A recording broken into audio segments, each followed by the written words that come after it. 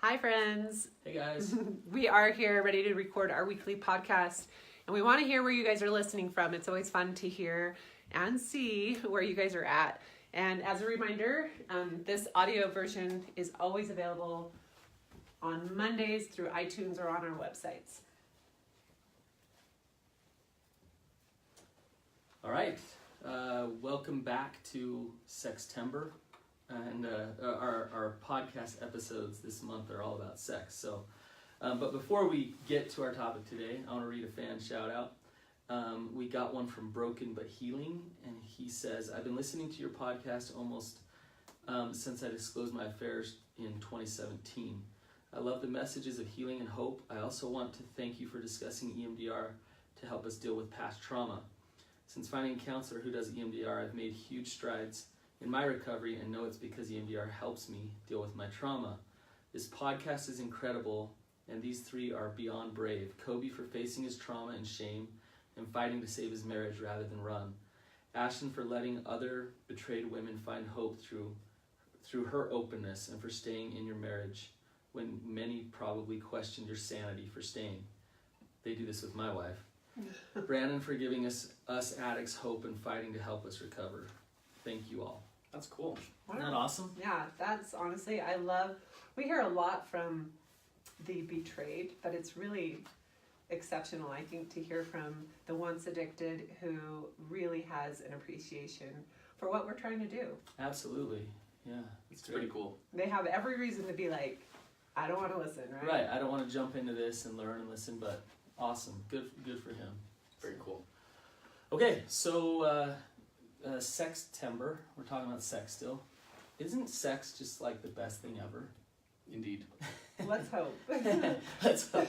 Well, can't it be? It can be. Yes. And I think I want to preface this with, I've continued to receive lots of messages about what we're talking about.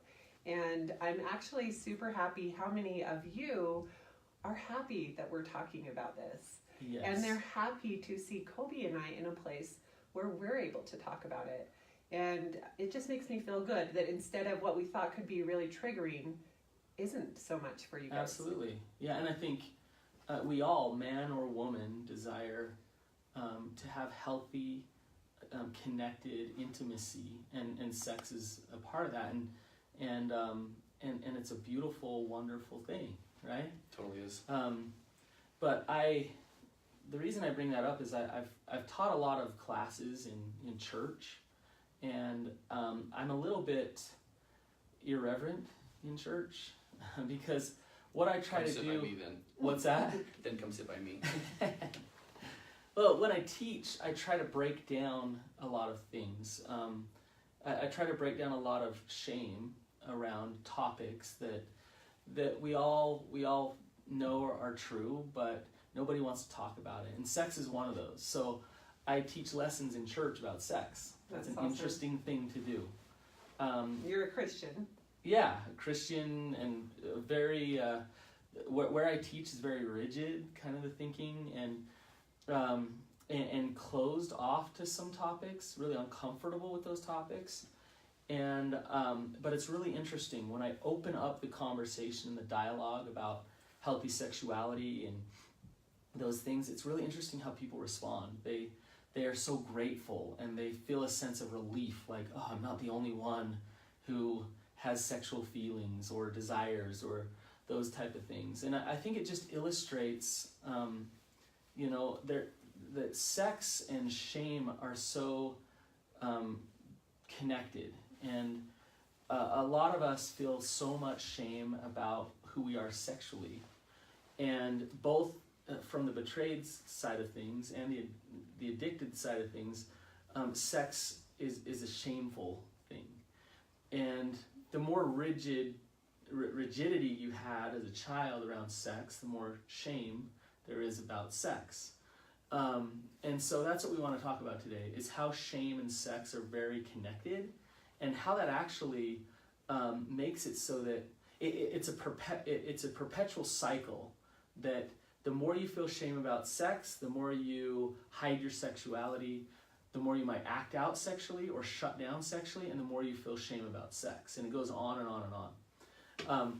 So I don't know if you guys want to talk to your experience with this from each side of it, but how is sex and shame connected to you? Well, I think when I got really, really honest with myself, I think what I came to the conclusion is that I actually do have shame about my ignorant, hyperactive mind about sex. Meaning, I guess I felt like I just felt shame because I was this sexually hyperactive kid and an adult, and yet and really being honest with myself, I'm pretty ignorant when it comes to sexuality just in general, as far as understanding a healthy place to be in. And Sextember actually has been a really important thing for me from just a self-evaluation standpoint, to really think about not only what sex is about, but more about it. So I know that I carry shame about sex, but I also know that there is shame that exists because of my porn consumption, especially right. as a young kid. And I know that shame has shown up for me in intimate moments with you, Ashlynn, because not because I was I had brought porn in my head in the bedroom, but because I felt like if I were to do this or say that or suggest this or whatever the case is, that might be perceived as me bringing porn into the bedroom. And so it's being able to de-porn my brain, and I know that there's shame that surrounds that whole idea. Do you know what I mean? What's the healthy me?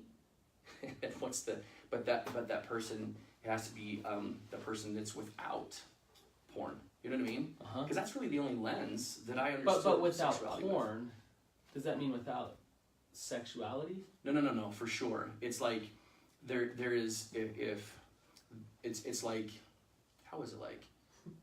Having been exposed to so much porn, I realize that I don't necessarily have a healthy grasp. It's like de-porning your brain is one thing, but then it's like, okay, now I've got to be able to spend time educating myself and learning and understanding what healthy sexuality is. And so there's some shame that exists for me. Interesting. On that. Okay, so I have a question for you, Coby. Did you bring shame into the marriage about sex, or were you like, I got this? Yeah, I was more like the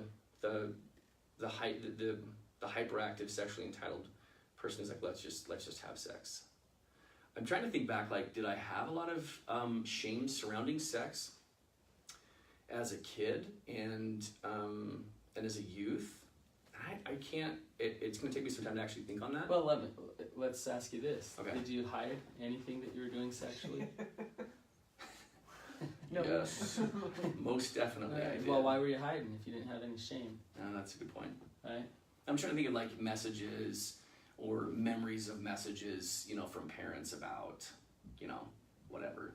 Legit, the only thing I remember being told about as far as sex is concerned is don't look at Playboys, when my dad took a magazine out of my hands when we were in a gas station in Montana, Right.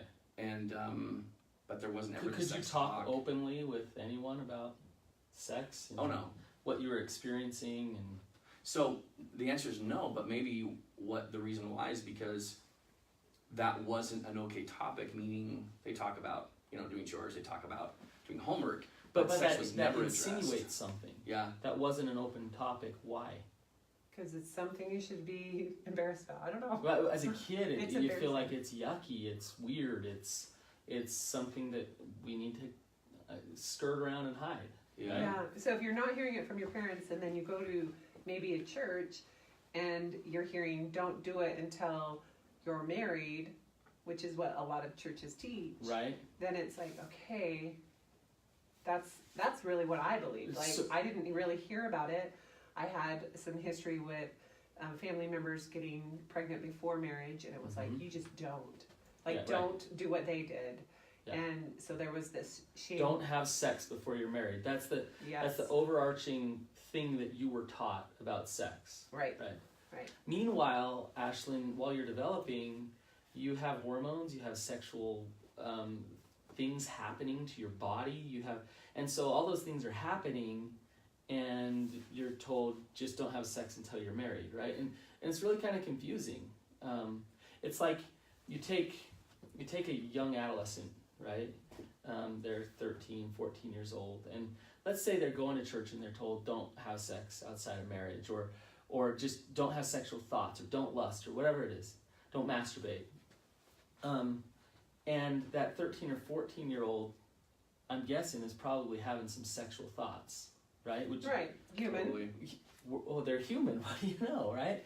Okay, they're humans. So, but they're being told don't. These are bad. And so what do they do with that? So, meaning, what do they do with the message of here's the topic, here's the discussion on sex, don't. Yeah. And then wait. Yeah, their body and their hormones and their Right. it's saying do, right? Like you're a sexual being, and so you take that and you say, okay, hide. Mm-hmm. Now it's time to hide because I'm disgusting. There's something wrong with me. I don't want it. And nobody will love me as I am. If I opened up and talked to mom or dad about what was going on with me sexually, like I can't do that. And there's the seeds of shame, right? Right. I'm broken. There's something wrong. I'm not enough because I have these sexual feelings. So you get those messages from church. You get those messages from home too, and they might not be said out loud, but like what you were just saying, if mom and dad get really uncomfortable when they talk about sex or they don't talk about it Or at talk all. about it one time. Yeah, the one-time talk Right. where they're really awkward when they talk to you about it, they're sending a message of this is an uncomfortable, disgusting, weird thing, right? And so you start to internalize that, right? And sex is such a personal thing, our sexuality, and it's so automatically vulnerable that when you do experience something sexually, it's so vulnerable that you're ready to kind of protect and hide it, right? You add on you heap on these messages of, hey, you better be this way or that way or whatever, and then it becomes that much more easy to turn that sexuality into shame, right? Am I making sense? Yeah. Making lots of No, sense. I know I went into our marriage with a lot of shame about sex because of the family history with, doing the don'ts, right? Right. Sex out of marriage, and then being really uneducated. I went into, okay, I'm not going to have sex, but then I'm going to get married, and 10 minutes after the ceremony, it's okay. Let's go for it. Okay, and I'm thinking, I don't even know what I'm supposed to be doing here. And it started with that, really, Right. because I felt very, ill-prepared. I felt that entitlement, I think, from Coby of I know what I'm doing. It's time. So Yeah. what is wrong with you? Right. And then to go into the rest of our marriage, which included pornography use and connecting with women emotionally and other ways, and it brings a full force of shame. And when I hear women who say they don't have betrayal trauma after their husband having similar things to me, I'm in total shock. Like, how does that even happen? Right. How can you go through that without? Because I took it on, and I think most of us do. Right. This is my fault. If we were having better sex, if I knew what I was doing, maybe he wouldn't be going to other women for this. You just talked about the gamut of it. Before you're married, like you're given all these messages about, or not given any messages about what sex is. You're thrown into it, right? And then all of a sudden you have a spouse who's acting outside of your marriage, and so you internalize that and you say, okay, before I was married, I thought sex was bad. All of a sudden, sex is supposed to be okay, and what do you know? My partner isn't into me sexually, so therefore, all of your shame starts to come out. What's wrong with me? And so sex becomes this thing that just represents a shameful thing, right? Yeah. Yeah. I don't want to backtrack too much, but I also want to just add this other element of context for me and my experience as far as where shame probably exists. And sex was not discussed or talked about in the home, right? As we Right. just identified. But on the playground at school, okay, that's where it was always introduced to me. Oh yeah, me too. Okay, Yeah. I can still remember second grade walking with some kid who was in the same class as me, and we walked just the playground, and we just talked about everything, naked body parts and, you know, magazines and those kinds of things. And so because I wasn't educated by my parents, because the whole topic was not okay there, I got that information from school, from the playground, Right. from kids. And I think that further amplified the shame that I felt, because I was experiencing it in a really hyper sexual way, very, very intrigued, heightened sense, right? And but yet I knew I couldn't talk about it at home. So I think the more I was exposed to sexuality, to promiscuity and so forth, you know, with friends, the less I wanted to talk about it at home. And you can start to see this division, right? Very real. The more you're into it and the more you're exposed to it and kind of exploring and those things, the less you want to talk to your parents about it, right? Yeah. And there, you know, when Ashlynn asked you earlier, did you have any sex? Or did you have any shame, you know, about, well, there it is, Coby. You just outlined, absolutely you did. Mom and Dad weren't safe to talk about it, right? Totally. But there was another element there that said, like, if I do talk about this, what are they going to think about me, right? Absolutely. If I told them how much I'm talking about sex at school, or how, you know, what are they going to think about me? And so at a very young age, the faulty core belief starts to develop that my sexuality is wrong. My sexuality is bad. Needs to be right? hidden. Needs to be hidden, right? Now, I mean, shame isn't necessarily a bad emotion, believe it or not. You guys, You're gonna have to really convince me of that one. Well, so I teach my clients all the time, any emotion's not good or bad, it just is. Right. And so let's not judge it. So, but now shame, like anger, can get out of control pretty quickly. We have shame Totally. for a reason. Shame is there to protect us for a reason. Now, what it is like, it's good for me to have a little bit of shame, a little bit of like self-awareness of, will other people accept me? Or I might be doing this podcast naked right now. I go, whatever, guys, here I am. I have no shame, right? Yeah. So I have something that says like, hey, like, check out the context of where you're at and make sure that you fit in and make sure that, now that's okay, right? So like, it was sex, my shame, if I went to class and I was raising my hand every 5 minutes saying, hey teacher, I have an erection, you know, that's just not helpful. It doesn't, you know, that my shame says like, keep some things to yourself, like this is okay, right? What happens though is shame, like I said earlier, it runs with itself really quickly. It perpetuates faster than most other emotions, which says, look, you have something that you probably shouldn't show to other people or open up about. Well, now you better really hide it, and you need to hide it more. And as a young child, when you're uneducated and you don't know what's going on, you need to talk to somebody about it so that you can understand what's happening with your body.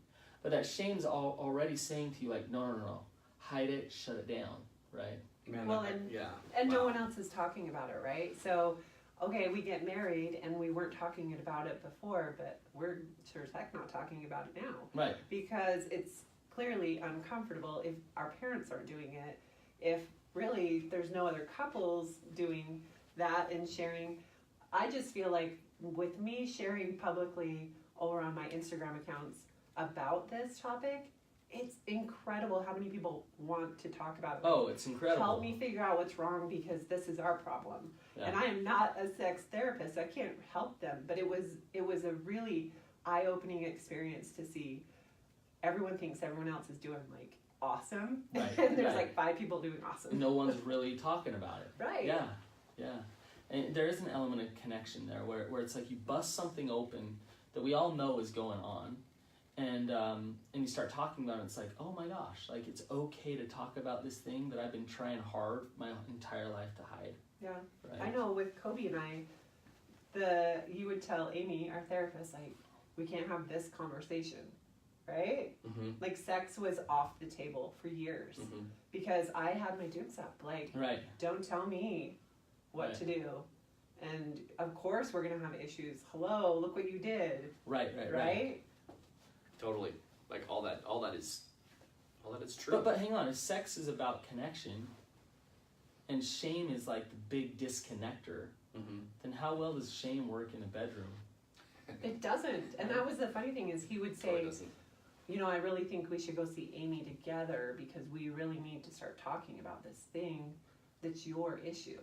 Like, I think you have a lot of, So he'd Issues. feed the shame, Oh. right? That's not Yeah. the best approach. Yeah. it was always, Tell me about it. you got all this stuff, Ashlynn, that you got to deal with sex. And I think the biggest difference was when he piped up and he said, I have a lot of issues with shame behind sex. And it was like, wait, what?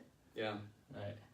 So Totally. you're going to own some of this too? Right. Thank you. But then when both of you could open up and Yes. talk about your vulnerabilities and your struggles and where you're at, then you start to create a connection in that, and you can actually like really connect as you And talk about it. That's right? exactly what's happened. Yeah. You know, people are saying, how are you guys getting to a point where you can do this 30-day sex challenge? Well, it's because we didn't go from 0 to 100. Right. We have baby stepped. We had lots of mistakes, like I just mentioned. Right. But that one little shift for Coby to be honest and to show up and own some of his stuff put down a huge wall for me to Right. say, okay, like we're in this together. Right. I do have work to do, but so do you. Right. And we can do this. And it's been really cool because we have very open conversations about the topic that for 18 years we didn't talk about. Right. Like yeah. if we did, it was just this awful It was ending. emotionally charged. It was based in shame and anger and blame. I mean, like all those things. It was a shameful conversation. And I think I guess I'm just thinking here, like the big takeaway is for me thinking about this and hearing this is, I thought that it was a sex issue. It was a connection issue. It was a trust issue. It's a it is- safety issue. It's a safety issue Yeah. for sure, Yeah. right? And I know for sure. And Coby, I just want to pipe in real quick. I've seen couples stuck in this so many times, and it's always the case. It's never, hey, you need to change and just start having more sex. Yeah. It's let's look at where the breakdown in trust and safety is, Yeah. so that you can be vulnerable with each other. Right. And that's, I think what's cool is because we were doing it backwards for all those years of like, let's go to a sex therapist, let's try this, let's do that. When we did the sex fast, that was pretty eye-opening for both of us, Mhm. you know. And then with this 30 days of sex, it's been for different reasons. People are like, why are you doing it? Are you just checking boxes? You know, Right. heck no. Like, this is an opportunity for us to learn. We are talking about sex Yeah. every single day. It's been a beautiful experience for us. Right. But it's also not about exploring. Like, it's different, right? We're choosing to do different things. Right. There's no, this is wrong, this is right. There's no judgment. And, Right. Yeah. But the cool part, I think, is this isn't how we fix things for us. Yes. So we actually started working on our levels of intimacy. We started focusing on, okay, so if sex is up here, then why the heck are we not fixing where we're at? Like, we're not even checking in emotionally anymore. Right. Amy says a lot, like, you guys got to go back to the basics. You know too much. Right. Like, go backwards. And so Yes. that's where we've gone. It's like, okay, let's just emotionally check in every night. Yes. And what's interesting is that took place for like 6 weeks before Sextember started. Mm-hmm. And is there a big mystery as to why Sextember took place? No. Right.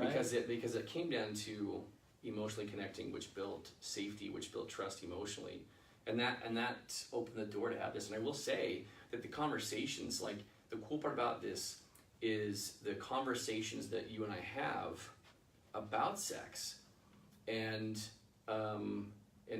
honestly, at the end of the day, like the actual day itself, and when we're so tired, it's like, okay, this is going to take a little extra mental focus here to make sure that we can check this box, because I'm tired and you're tired. It's like, okay, so let's meet each other where we are, right?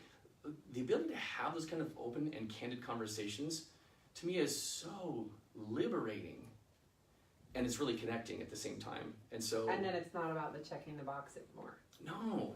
It's been a way cooler journey on this, and so that's why I will say too, when you talk about this is not about experimenting, this is not about exploring. Okay, so there might be a season for that and a time for that, which is cool. But right now, I think this has just opened the door to objectify the whole topic and understand exactly where we are, but de-shame the topic of sex. Take the shame off of it, right? It's been cool. Yeah.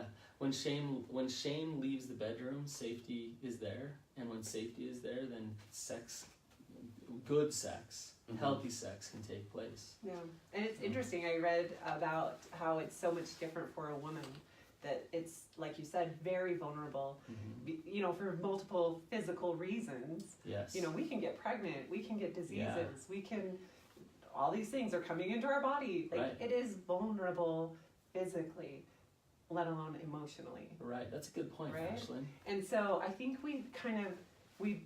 the shame gets over that of like, what's wrong with you? Like, everyone's doing this, and in the magazines it's like so That's open. a really good point, because, and you're with a man who can probably physically like take advantage and so it's just really, really vulnerable. And I mean, we talked about this last time on the podcast, but this duty sex, you know, sex out of shame is, I have to be good as a wife, so I have to give him sex, and you know, if it's that vulnerable, to do it out of duty, you're feeling forced, and it's going to destroy the whole thing, right? And it might even hurt, you know, like physically. And so, I don't know, for us, me just sharing that and having a vulnerable conversation about that, and him having that same realization, like, oh, of course, that makes sense. And okay, this is one more way that we can get past the shame of, I'm this woman who's smaller, and, you know, Coby could overpower me if he wanted to. So I've seen this before where, you know, there's betrayal trauma there, and there's just been unhealthy sex in the relationship, sex done out of shame and sex done out of duty. And the husband is working hard to be patient, to be kind, to work his recovery, but she doesn't want to engage sexually because she's been checking the box and doing it out of fear for so long. And so she sets a boundary of, I don't want you to touch me. And he's really kind and empathetic and patient, and he follows that boundary. And I've seen this happen like 3 or 4 times where she ends up coming onto him that week because, and then she'll come in the therapy session like, I can't believe what I did, Brannon, oh my gosh. And the reason is because now when he respected that boundary, all of the pressure went away. And safety. All of the shoulds, all of the shame, all the duty went away. Safety came in, and what do you know? She was a sexual being, right? And she wanted to engage with this guy who was willing to be patient.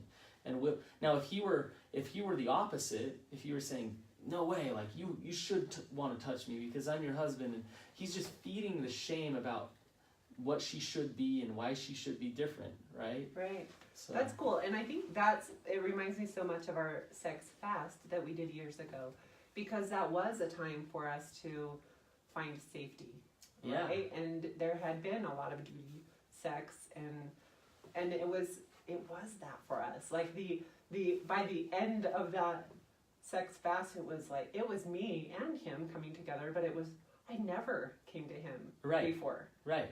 Yeah, right? Because the duty was removed. Yeah. So there's nothing obligatory about it, and I guess that's what happens when you remove shame or disconnection. Right, disconnected sex is so empty. Right, it's so empty, and there's nothing connecting about it, and it takes a lot of honesty, a lot like introspection, to really say, okay, this is where I've been. It's been about me, and it's about me dealing with life by having sex with my partner, but just having disconnected sex. Yeah.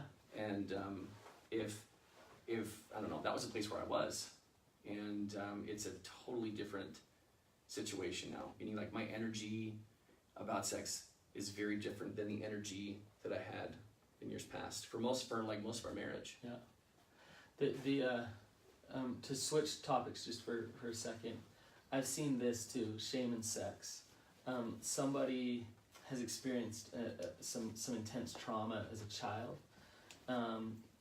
sexual abuse or even physical trauma where maybe they got burned on their body, and so then they had a lot of body shame about the way their body looked, and as an adult they get married, they get in this relationship and they don't want to expose themselves, they don't want to be seen because they have so much shame around their body.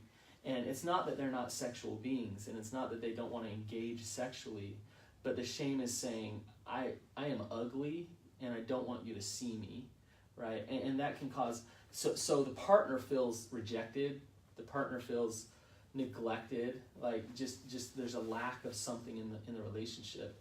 And a lot of times it's just the person's shame associated to that trauma that needs to be treated. The trauma needs to be looked at and treated, and so that then that person can learn how to be vulnerable again, sexually with the other person. Yeah, we did. Awesome. I did EMDR therapy for that very reason. Yeah. And EMDR works well for that. So that's awesome. Mm-hmm. This has been a really, I think, important episode for me, just by way of reflection. And obviously, I came in here not realizing how prevalent shame and how prevalent my sex shame was, even from as a young boy, and it only escalated. And so this has been just a really good episode for me. I want to finish just telling. So I teach these lessons in church, right? And I'll do things like, hey, I'll go teach a lesson to like single guys, like single 20-year-olds or whatever. And I'll say, raise your hand if any of you guys are sexually attracted to a girl, in church. And they'll look around like, I'm not raising my hand. No way, And then one guy will do it, and then the rest of them will be like, yeah. And I'm trying to get them to kind of own their sexuality. Mm-hmm. I'll talk, I'll say with my wife sitting there, like, hey, sex is one of my favorite things. I love sex. Try saying that out loud in church next Sunday, you guys. That's awesome. But then I'll say, we never talk about it, and it's something shameful and scary to talk about. And like 3 pregnant women will walk in, and I'll be like, somebody's doing it. Somehow we're all here on this earth because somebody had sex, right? And I don't think pretending any longer like it's not something that we think about or something that we do. Yeah. I realize with betrayal and with trauma, it's a scary topic, and a lot of fear comes in, but we need to face that fear instead of just shutting it all down and trying not to be sexual. That'll cause more problems. Yeah. But if we get real, we get open, we get honest, then you can start to create some safety. That's awesome. So. Yeah, and I really think this is something that can be worked through, especially if you have a good therapist like you, Brannon, who's able to treat trauma and help with things like that. I honestly don't think I could have been where I'm at without that. Absolutely. Yeah, I agree. You need safety to face the shame, so that you can speak the shame, so that you can heal from the shame. Yeah. And then you can start to let it go. And I'm just going to remind everyone, it took us a long time to get to this point. So it may be quick for you guys, but if it's not quick, be patient. Be okay with it, for sure. Okay, so what's next? So we are going to jump our deep dive on Patreon. We're going to talk more about getting shame out of the bedroom. So some specific things that you can do to just get it out. De-shame the bedroom. I like it. And so another thing about Patreon, Ashlynn and I were talking before, Patreon's $10, and it's not something that you sign up for and then you're locked in forever. You can delete it whenever you want. It's really easy. So if you've kind of been hesitant to go check us out over there, try it for a month. See how it is. Because the content that we've been putting on Patreon, I think, has been excellent. It's been awesome.